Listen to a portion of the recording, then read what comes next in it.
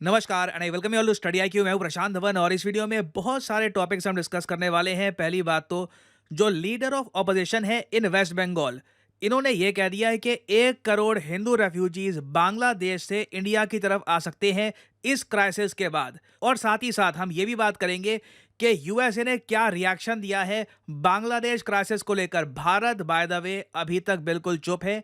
आज जयशंकर साहब most probably parliament में स्टेटमेंट देंगे इस पूरे इशू को लेकर। इंडिया बिल्कुल चुप है इस वक्त। और अगर यहाँ पे आप सोच रहे हैं कि वेट, बांग्लादेश से 1 करोड़ हिंदू रेफ्यूजीज इंडिया की तरफ आ सकते हैं, ये स्टेटमेंट अगेन मैं कहूंगा किसी छोटे आदमी ने नहीं दी। वेस्ट बंगाल में चीफ मिनिस्टर है ममता बनर्जी और यहाँ पर असेंबली में लीडर ऑफ ऑपोजिशन है शुवेंदु अधिकारी। इन्होंने ये बात कही है कि 1 करोड़ हिंदू रेफ्यूजीज बांग्लादेश से आ सकते हैं इंडिया में, क्योंकि बांग्लादेश में क्राइसिस बहुत सीरियस है और इंडिया को प्रिपेयर यहाँ पे होना चाहिए, क्योंकि सिचुएशन बांग्लादेश में काफ़ी ख़राब हो सकती है आने वाले समय में। ना यहाँ पे आपका सवाल आएगा, वेट, पहली बात तो क्या इतने हिंदूज हैं बांग्लादेश में? देखिए, बांग्लादेश की जो टोटल आबादी है ये 17 करोड़ से ऊपर है और इस आबादी का 1 करोड़ 31 लाख के आसपास हिंदू पॉपुलेशन है। तो जो ये बात कह रहे हैं कंप्लीटली अनरियलिस्टिक नहीं है। 1 करोड़ का पता नहीं, बट पॉसिबिलिटी है इन द फ्यूचर के बहुत सारे रेफ्यूजीज बांग्लादेश से इंडिया में आने की कोशिश करें। और यह आपको अगर लग रहा है कि नेगेटिव स्टेटमेंट है, मैं आपको यह बता दूं कि शेख हसीना के जो पुत्र हैं, इन्होंने रिसेंटली एक बहुत ही बड़ी स्टेटमेंट दी है। यहाँ पे आप देख पाओगे सईद वाजिद, इन्होंने ये कहा है कि बांग्लादेश अगला पाकिस्तान बनने वाला है। जो रेडिकलाइजेशन हमने पाकिस्तान में देखी है, सेम टाइप की रेडिकलाइजेशन आपको बांग्लादेश में दिखेगी। अगेन ये बांग्लादेश की जो फॉर्मर पीएम है, उनके बेटे ओपनली कह रहे हैं। और आगे इन्होंने यहाँ पर यह भी कह दिया कि अब ये एक्सपेक्ट मत करना कि कल को मैं और मेरी माँ वापस जाएंगे बांग्लादेश में संभालने के लिए। इन्होंने ये कहा है कि बांग्लादेश को काफ़ी बार हमने बचाने की कोशिश करी, अब जो होना है उस देश का वही होगा। बहुत ज़्यादा मैं कहूँगा वरिंग स्टेटमेंट है अपने आप में। और कई मीडिया रिपोर्ट्स ये भी क्लेम कर रही है कि बांग्लादेश में कई जगह जो माइनॉरिटी कम्युनिटी है, बांग्लादेश में ऑफ कोर्स जो माइनॉरिटी कम्युनिटी है ये हिंदूज हैं, तो वहाँ पर भी काफ़ी अटैक्स हुए हैं। इसकी काफ़ी वीडियो सोशल मीडिया पे वायरल हुई है। और सबसे अजीब बात यहाँ पर देखिए ये है, देखो क्रिकेट बांग्लादेश, इंडिया, पाकिस्तान तीनों कंट्रीज़ में बहुत पॉपुलर है और क्रिकेटर्स यूजुअली लव्ड हैं, उनके काफ़ी फैंस रहते हैं। बट बांग्लादेश में क्या हुआ कि इनके farmer cricket captain Mashrafe Murtaza, अगर आप क्रिकेट देखते हैं आपने डेफिनेटली इनको देखा होगा, एक टाइम पर बांग्लादेश को ये लीड करते थे। ये शेख हसीना की पार्टी से एमपी हैं। सिर्फ इनका यही फॉल्ट है, इनका घर जला दिया गया। आप इमेजिन कर सकते हैं, नफरत इस लेवल की यहाँ पर फैल रही है, ऑलमोस्ट आप कह लीजिए सिस्टमैटिकली। शेख हसीना की जो पार्टी है अवामी लीग, इसको डिसमेंटल करने की कोशिश की जा रही है। और दूसरी तरफ हम ये देख रहे हैं कि खलीदा जिया, बांग्लादेश की एक पॉलिटिशियन जिनको जेल हो गई थी आज से कई साल पहले, अचानक से बिना कोई कोर्ट की इंटरवेंशन के अचानक से आर्मी जनरल की मीटिंग होती है, कई और लोग मिलते हैं बांग्लादेश में और ये डिसाइड किया जाता है कि खलीदा जिया को जेल से निकाल दिया जाएगा। इधर आप देख पाओगे ये है खलीदा जिया, बांग्लादेश की एक्स प्राइम मिनिस्टर।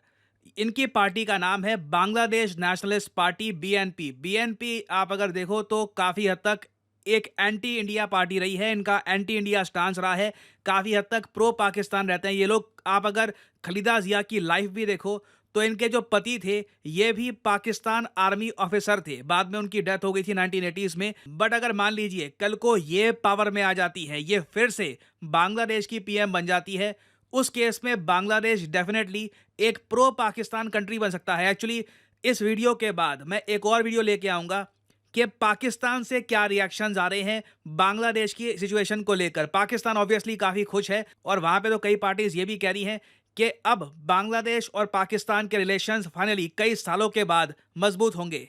और अगर हम यूएस का रिएक्शन देखें तो यूएस का रिएक्शन काफ़ी सरप्राइजिंग है। देखो जिस तरीके से आर्मी ने टेक ओवर कर लिया बांग्लादेश में, लग रहा था कि यूएस कहेगा कि वी आर कंसर्न वगैरह, मगर नहीं, यूएसए की गवर्नमेंट ने बांग्लादेश की आर्मी की तारीफ करी। यहाँ पे आप देख पाओगे यूएस कमेंट्स, बहुत अच्छा काम किया है आपने रिस्ट्रेंट दिखाकर। और अब ये चाहते हैं कि डेमोक्रेसी वापस अपहेल्ड की जाए। अब देखो बांग्लादेश में बहुत ही जल्द एक इंटरिम सरकार बना दी जाएगी। वो इंटरिम सरकार बिल्कुल बांग्लादेश की आर्मी के अंडर ही, उनके इन्फ्लुएंस के अंडर ही काम करेगी। मैं आपको एक फोटो दिखाता हूँ, देखो बहुत ही इंटरेस्टिंग फोटो है, उससे आप समझ जाओगे कि बांग्लादेश में स्थिति क्या है आज के समय। नाउ एक बार ये फोटो नोटिस करना, यहाँ पे आप देख पाएंगे ये है प्रेसिडेंट ऑफ इंडिया और एड्रेस टू द नेशन चल रहा है। एड्रेस टू द नेशन में प्रेसिडेंट पूरे देश की जनता से बातचीत करते हैं। अब इधर आप देख पाओगे, इससे पहले रामनाथ कोविंद साहब, भारत के पूर्व प्रेसिडेंट, ये भी एड्रेस टू द नेशन कर रहे हैं। पीछे आप देखोगे भारत का झंडा है, गांधी जी का एक बस्ट आपको दिख जाएगा। एग्जाम्पल के लिए इधर आप देख पाओगे जो बाइडन, यूएसए के प्रेसिडेंट, ठीक है, पीछे यूएस का झंडा दिख गया आपको। ये डोनाल्ड ट्रंप अपने जमाने में ये एड्रेस टू द नेशन कर रहे हैं। शी जिनपिंग का देख लो, चाइना का झंडा पीछे, ग्रेट वॉल ऑफ चाइना। अब देखो बांग्लादेश का, जो बांग्लादेश में एड्रेस टू द नेशन हुआ है, ये यहाँ पे इनके प्रेसिडेंट हैं, ये जनता को बता रहे हैं कि इंटरिम सरकार बनाई जाएगी। अब आप खुद ही सोच कर देखो, प्रेसिडेंट के पीछे इस तरीके से आर्मी के पर्सनल कब खड़े होते हैं। कभी किसी अफ्रीकन कंट्री में कू देखना, वहाँ पे तख्ता पलट होता है ना, वहाँ पे ये सीन होता है कि प्रेसिडेंट बैठा होता है, उसको स्क्रिप्ट पकड़ा देते हैं कि ये पढ़ के पूरी जनता को बताओ। पीछे आर्मी खड़ी रहती है जनता को बताने के लिए कि हु इज इन चार्ज, इस वक्त पावर में कौन है। और देखिए यूएस का रिएक्शन मैं कहूँगा बहुत ऑड है। और अब देखो इंडिया में ना ये कोई थ्योरी नहीं रही कि यूएस क्या नाराज था शेख हसीना से। अब आप देखोगे openly main stream media India में खुल के ये बात डिस्कस कर रहा है कि हाँ जी देखिए यूएसए को शेख हसीना पसंद तो बिल्कुल नहीं थी। उसका जो रीज़न है ये मैं आपको प्रीवियस वीडियो में बता चुका हूँ। बाकी मैं एक एडिशनल जानकारी आपको ये भी दे दूँ कि ये जो भी तख्ता पलट भी रिसेंटली हुआ है ना, उससे पहले जुलाई महीने में ही जो यूएस एम्बेसडर टू बांग्लादेश थे, ये चले गए थे, गुस्सा होकर गए थे।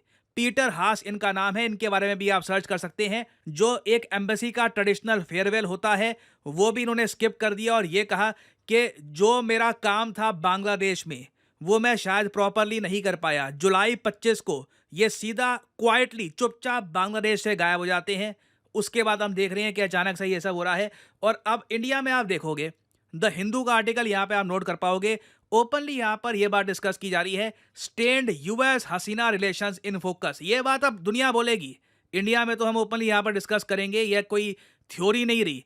ये बात बहुत अजीब है कि यूएस के रिलेशंस शेख हसीना के साथ बहुत खराब होते हैं और फिर उसके बाद अचानक से ये सब हो जाता है। यहाँ पे आप देख पाओगे द प्रिंट ने भी इस पर एक बहुत अच्छा डिस्कशन पब्लिश किया है।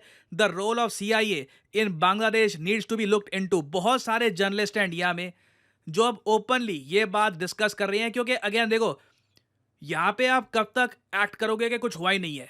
आप ये एक्ट करोगे कि बस स्टूडेंट्स इकट्ठा हुए और ये सब कुछ हो गया। क्लियरली यहाँ पे एक लार्जर फोर्स भी थी पीछे। अब कितना उनका रोल था, उनके मोटिव्स क्या हैं, क्या करना चाहते हैं वो लोग, ये टाइम बताएगा।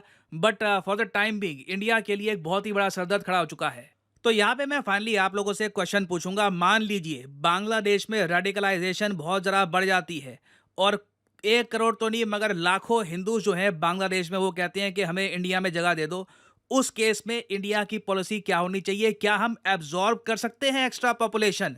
जो हमारे यहाँ रिसोर्सेज की कमी है, नौकरियों की कमी है, उस सब के बीच जो रेफ्यूजीज हैं, क्या हम इन्हें एक्सेप्ट कर पाएंगे? लिखेगा इसके बारे में कमेंट सेक्शन में, मैं जानना चाहूँगा आपका ओपिनियन। और फाइनली यहाँ पे मैं आपसे एक सवाल पूछूंगा। देखिए एक सबमरीन है भारत की, आईएनएस शल्की, ये हाल ही में काफ़ी न्यूज़ में है।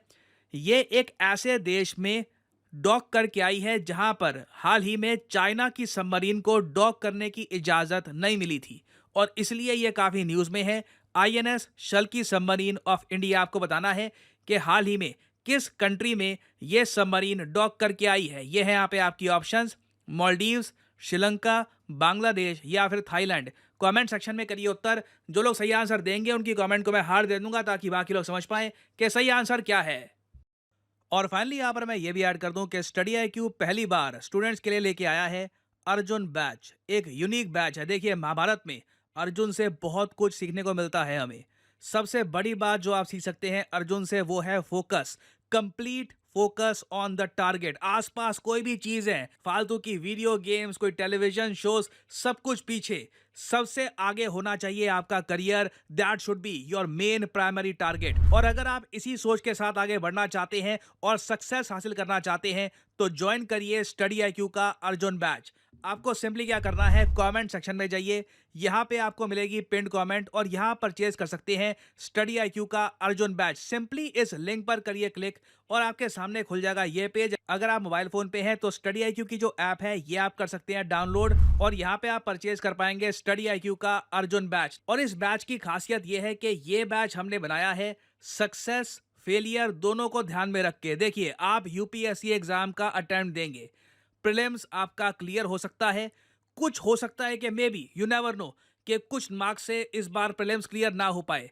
दोनों केसेस में अर्जुन बैच आपके साथ रहेगा। प्रीलिम्स क्लियर हो गया तो इमीडिएटली मेंस और इंटरव्यू में ये बैच आपका साथ देगा। और अगर मान लीजिए आप प्रीलिम्स इस बार क्लियर नहीं कर पाए तो जैसे ही आपका रिजल्ट आता है तो आपकी स्पेशल क्लासेस स्टार्ट हो जाएंगी इस बैच के अंदर, जहां पे आपकी जो भी कमियां थी, जो भी एरिया थे जहां पे इस बार आप स्कोर नहीं कर पाए, वहां पे फोकस किया जाएगा ताकि आप फिर से with complete determination and focus फिर से अपने टारगेट की तरफ बढ़ना स्टार्ट कर दें। और मुझको यहाँ पर यह बात भी ऐड करनी पड़ेगी कि 7 अगस्त, जी हाँ 7 अगस्त को स्टडी आईक्यू के कोर्सेज थोड़े महंगे होने वाले हैं। 15% प्राइस इंक्रीज आपको दिखेगा on all courses. Study IQ एक लंबे समय के बाद ये कर रहा है क्योंकि ओवरऑल जो कॉस्ट है सर्वर्स की, वेरियस और कॉस्ट, ये काफी हद तक बढ़ चुकी है।